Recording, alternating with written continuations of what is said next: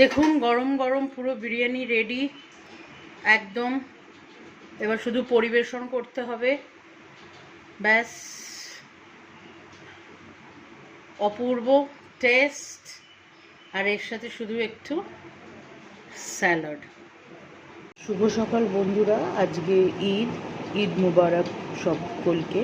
সবার ঈদ খুব ভালো কাটুক। আজকে ঈদ স্পেশাল কিছু বানাতে চলেছি, তার জন্য নিয়ে নিয়েছি 1 কিলো মতন চিকেন, যেটা কারি কাট করে পিস করা, যে এরকম চিকেনের পিসগুলো আছে। এই পিসগুলোকে এখন আমি ম্যারিনেট করে রাখছি। গোলমরিচের গুঁড়ো, আদা বাটা, লঙ্কার গুঁড়ো, নুন, আর সাথে থাকবে পাতি লেবু। ম্যারিনেশনটা প্রায় 2 থেকে 3 ঘন্টা মতন থাকবে।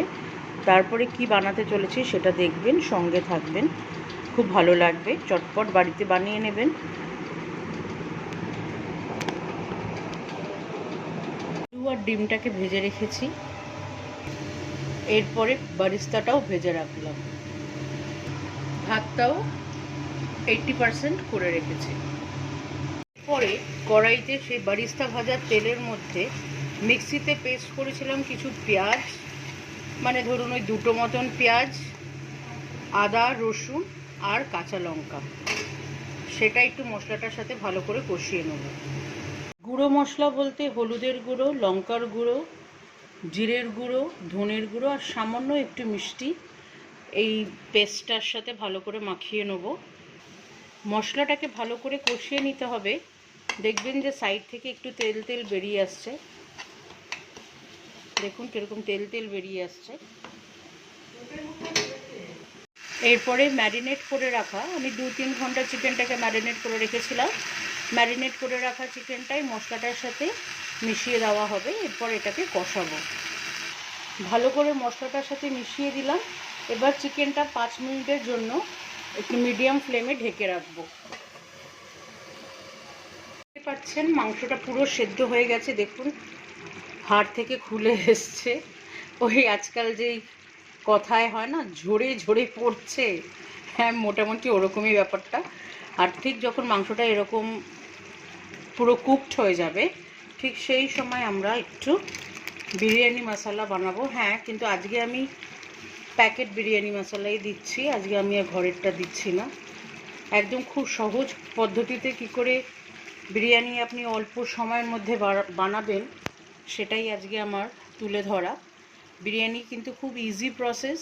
হ্যাঁ, দম বিরিয়ানিতে সময় লাগে, কিন্তু হুট জলদি কেউ চলে এলে বিরিয়ানি কিন্তু এইভাবেই বানাবেন, একই রকম টেস্ট আসবে।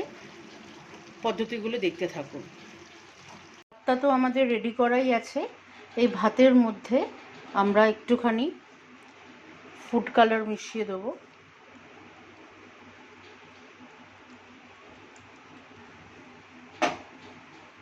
ভেজে রাখা বারিস্তাটা দিয়ে দেবো। গোলাপ জল আর সামান্য একটু কেওড়ার জল দিয়ে দিলাম। মাংসর লেয়ার, ডিম, আলু, লেয়ার আফটার লেয়ার সাজিয়ে একটু ওপর দিয়ে এবারে আবার আমরা সাদা ভাতটা দিয়ে দেবো। ব্যাস, ওপর দিয়ে একটুখানি কেশরের জল ছড়িয়ে দিলাম, বিরিয়ানি মশলা, বারিস্তা। আমার বিরিয়ানি রেডি। এখন এটা দমে একটু বসাবো 5-10 মিনিটের জন্য।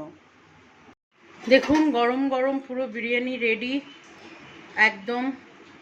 এবার শুধু পরিবেশন করতে হবে, ব্যাস।